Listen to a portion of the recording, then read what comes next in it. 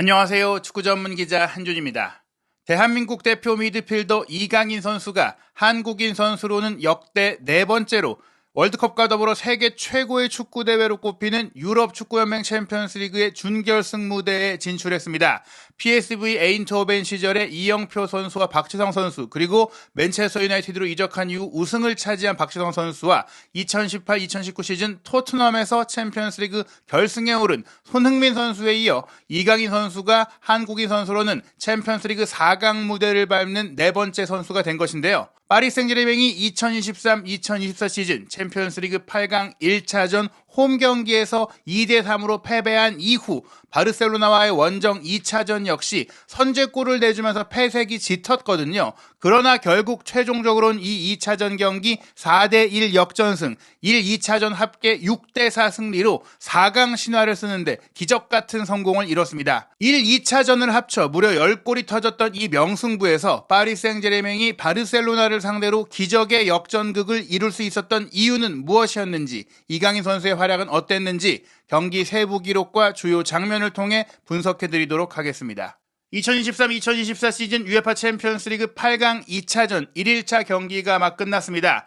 보루시아 도르트문트와 아틀레티코 마드리드의 경기, 그리고 바르셀로나와 파리 생제르맹의 경기 모두 많은 골이 터졌어요. 지난 8강 1차전 일정에서도 많은 골과 수준 높은 축구의 향연으로 현대 축구의 발전상을 보여줬던 챔피언스리그 8강이었는데요. 도르트문트 같은 경우엔 전반 34분에 브란트, 전반 39분 마트셀의 골로 쉽게 경기를 풀어가는 것 같았는데 후반 시작 4분 만에 훈멜스의 자책골에 이어 64분에 앙헬 코레아의 골이 터지면서 1차전에서 승리했던 아틀레티코 마드리드가 2대2 무승부를 이루고 4강 진출에 근접하는 것 같았습니다. 하지만 71분에 필크르크의 골에 이어 74분 자비처의 골까지 터지면서 도르트문트가 4대2 승리, 1, 2차전 합계 5대4 역전극을 이루며 4강에 올랐습니다.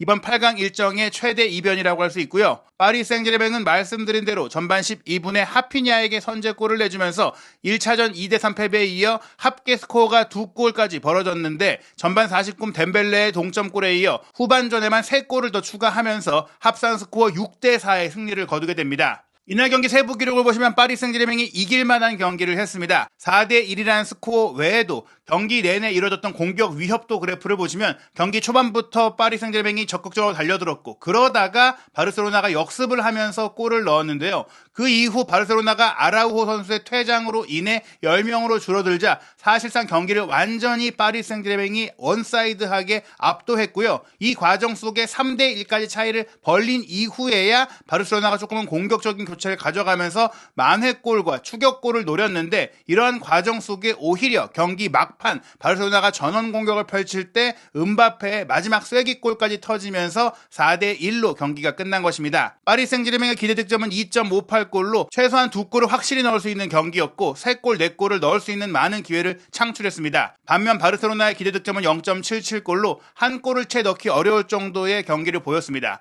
슈팅 숫자 21대7로 3배 가까이 파리 생제르맹이 많았고요. 유효 슈팅도 9대3으로 파리 생제르맹이 3배 더 많았습니다. 볼 점유율에 있어서도 파리 생제르맹이 67%, 물론 바르셀로나가 수적 열세를 겪었기도 하지만 1, 2차전 모두 티키타카 점유 축구의 대명사인 바르셀로나가 파리 생제르맹의 주도권과 경기의 소유권을 완전히 내줬다고 볼 수 있겠죠. 바르셀로나에서 트래블을 이뤘던 루이스 에니케 감독이 파리 생제르맹을 바르셀로나를 상대로 경기하면서도 더 바르셀로나 같은 축구를 하도록 이끌었던 놀라운 결과인데요. 이날 경기 선발 명단에는 이강인 선수가 제외됐습니다. 경기 전 프랑스 언론들의 예상과 같이 바르콜라가 왼쪽, 덴벨레가 오른쪽 윙어로 개치됐고 음바페 선수가 최전방 9번 공격수로 출전했습니다. 3명의 중앙 미드필드 자리는 비티냐가 원볼란치 역할을 맡고 왼쪽 메잘라로 파비안 루이스, 오른쪽 메잘라로 자이르 에메리가 배치됐고요. 포백 라인은 누누 멘데스, 루이카 에르난데스, 마르키뉴스, 하키미로 구성됐고 돈나룸마가 골문을 지켰습니다. 바르셀로나의 선발 명단도 언론의 예상과 다르지 않았습니다. 레반도프스키가 최전방 공격수로 나선 가운데 오른쪽에 야말, 왼쪽에 하피냐가 윙포워드로 배치됐고요. 3명의 중앙 미드필드는 프랭키 더용과 귄도안, 페드리, 포백 라인은 쿤데, 아라우호, 쿠바르시, 주앙 칸셀루, 테오 슈테겐이 골문을 지켰습니다. 이날 경기 바르셀로나가 선제골을 넣고도 무너진 가장 큰 이유는 전반 28분에 핵심 수비수인 아라우호의 퇴장으로 생긴 공백 때문입니다. 양팀 선수들의 득점 찬스 패스 그래프를 보시면 아라우호가 퇴장을 당하면서 차비 에르난데스 바르셀로나 감독은 수비 공백을 메우기 위해 오른쪽 측면 공격수 라민 야말을 빼고 센터백인 이니고 마르티네스를 투입하게 되는데요. 이 라민 야말이 경기 마지막 풀타임을 다 소화한 시점까지도 바르셀로나에서 가장 많은 득점 찬스 패스를 기록한 선수로 남았어요. 즉 라민 야말이 빠지면서 수비를 보강한 것이 결국엔 공격을 약화시켰고 또 이로 인해 경기 주도권을 완전히 내주는 상황을 야기했으며 또 하나의 문제는 사실 풀백과 센터백이 모두 가능한 오른쪽 수비의 전천후 커버 자원인 아라우호가 빠지면서 반대로 이 아라우호가 막아야 하는 파리 생제르맹의 왼쪽 공격수 브래들리 바르콜라가 완전히 날아다닌 거예요. 이날은 오른쪽 풀백인 하키미와 왼쪽 윙어인 바르콜라가 양쪽 사이드를 완전히 지배했고 또한 왼쪽 풀백인 누누 멘데스도 이날 경기 전체 선수 중에서 네 번째로 많은 득점 찬스 패스를 기록할 정도로 아라우호가 빠진 위치에 들어간 이니고 마르티네스가 수비적 영향력을 거의 보이지 못했고 또 동시에 라민 야말이 빠졌기 때문에 오른쪽 측면의 공격 약화가 이어지면서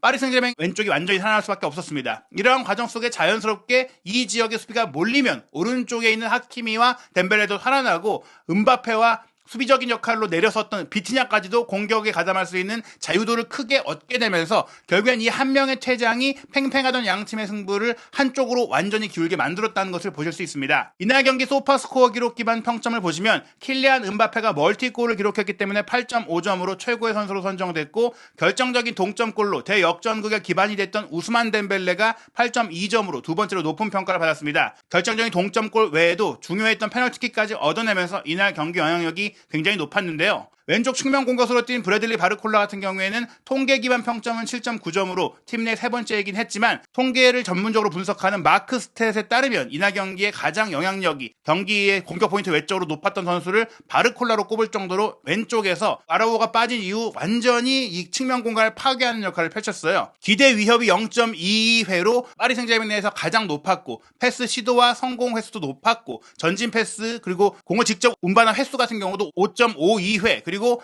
기대 위협 리시브 같은 경우도 굉장히 높았습니다. 이날 경기 드리블 성공도 2번이었고 공을 따낸 것도 2번이었고 전반적으로 공을 소유하고 따내고 전진시키는 데 있어서 가장 높은 영향력을 미쳤기 때문에 속도감 있는 윙어와 결정력과 운동 능력을 겸비한 음바페의 공격 조합이 성공적이었다는 얘기죠. 그렇기 때문에 이번 경기 이강인 선수가 선발 출전하지 못했는데요. 사실 이강인 선수가 밑에 메짤라 역할로 선발 출전할 거라고 예상을 했는데 파베안 루이스의 경험을 에니케 감독은 조금 더 높이 평가했던 것 같고 이강인 선수는 후반전에 교체로 투입되어서 승리를 굳히는데 공헌했습니다. 이날 UEFA 챔피언스 리그 유럽 축구 연맹이 공식 선정한 최우수 선수는 우스만 덴벨레였는데요. 굉장히 공격적으로 정밀한 플레이를 펼쳤고 파리에서 차이를 만든 선수가 덴벨레라고 설명을 했습니다. 경기 주요 장면을 통해서 덴벨레의 영향력을 확인할 수 있는데요. 우선 전반 12분 바르셀로나가 선제골을 넣는 과정에서는 아라우호의 기점과 야말의 오른쪽 플레이가 굉장히 좋았어요. 아라우호가 중앙 지역에서 공격을 전개할 때 오른쪽에 넓게 퍼져있던 야말을 향해 한 번에 넘겨주는 패스를 공급했고 야말이 오른쪽을 깊숙이 치고 들어간 이후에 내준 컵백을 3자의 움직임으로 레반도프스키가 들어올 거라고 생각하고 그쪽으로 모든 파리 수비가 몰려있을 때 바깥에서 들어온 하피냐가 프리하게 밀어넣으면서 선제골을 넣었거든요. 이 장면 직후인 21분에는 레반도프스키가 문전 혼전 중에 또 한 번 결정적인 기회를 맞이했는데 아쉽게도 슈팅이 크로스바를 살짝 넘기고 말았습니다. 그러나 말씀드린 대로 29분에 아라우호가 퇴장당하면서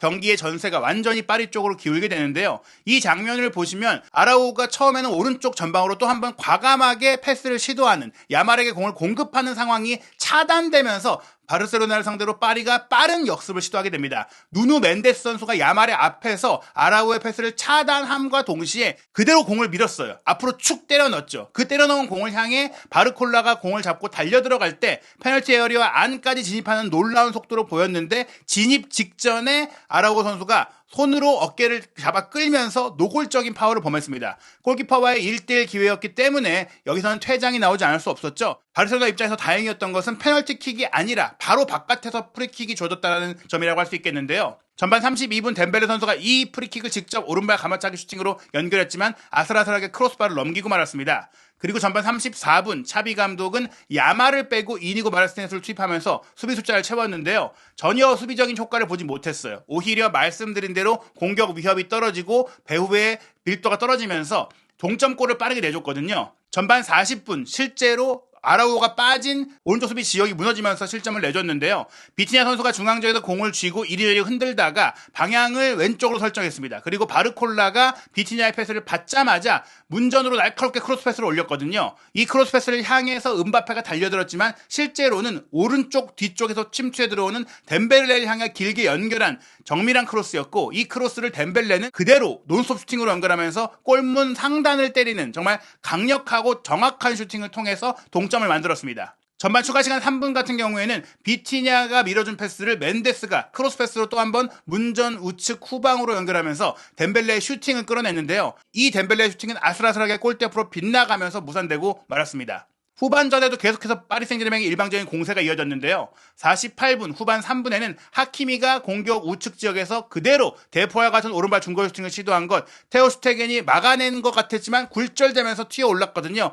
이게 다행히 크로스바를 넘겨서 빗나가고 말았지만 계속해서 바르셀로나의 문전이 흔들리고 있었습니다. 52분에는 덴벨레가 중앙으로 더 쏠려 들어왔어요. 상대 숫자가 적어진 가운데 하키미가 오른쪽, 바르콜라가 왼쪽, 그리고 음바페와 덴벨레가 중앙 투톱에 가깝게 움직였는데요. 덴벨레의 패스를 받은 음바페가 3자의 움직임으로 배후에 침투해 들어온 파비안 루이스에게 전진 패스를 내줬습니다. 바르콜라와 음바페 사이 공간으로 뛰쳐들어온 파비안 루이스를 그 어느 바르셀로나 수비수도 막을 수가 없었는데요. 다만 이 파비안 루이스가 문전 깊숙이 들어가 시도한 슈팅이 아슬아슬하게 또 한 번 골대 앞으로 빗나가면서 골이 되지는 못했습니다. 하지만 두드리면 열린다는 말이 있죠. 이렇게 결정적이었던 문전 슈팅 기회들이 무산됐지만 54분 하키미가 오른쪽에서 수비를 모두 본인 쪽으로 시선을 끌어놓은 이후 배후에 혼자 있던 비티냐에게 패스를 내줬고 10명의 바르셀로나가 문전 근거리를 에워싸고 있는 가운데 프리 상태였던 비티냐가 그대로 오른발 중거리 슈팅을 때린 것이 골문 구석으로 찔러 들어가며 파리의 2대1 역전골로 이어졌습니다. 비티냐 선수의 장기인 전매 특허인 빠른 타이밍에 대포할 캐논 슈팅이 터진 그런 장면이었는데요. 55분 이 장면 직후에 바르셀로나 역시 결정적인 동점골의 기회가 있었습니다. 페드리가 전방 지역에서 공격에 실패한 이후 다시 한번 달려들면서 온몸을 던지면서 공을 차단했고, 차단한 공을 레반도프스키가 문전 왼쪽에서 이어받았을 때 4명의 파리 선수들이 애웠었거든요. 이것을 역이용하면서 레반도프스키 선수는 바깥쪽에서 달려들어온 귄도안에게 패스를 내줬고, 귄도안 선수가 오른발 중거리 슈팅을 가져갔지만 골포스트를 때리고 무산되는 불운이 찾아왔습니다. 이러한 가운데 양팀의 치열한 공방전 속에 56분 차비 감독은 감정을 다스리지 못했는데요.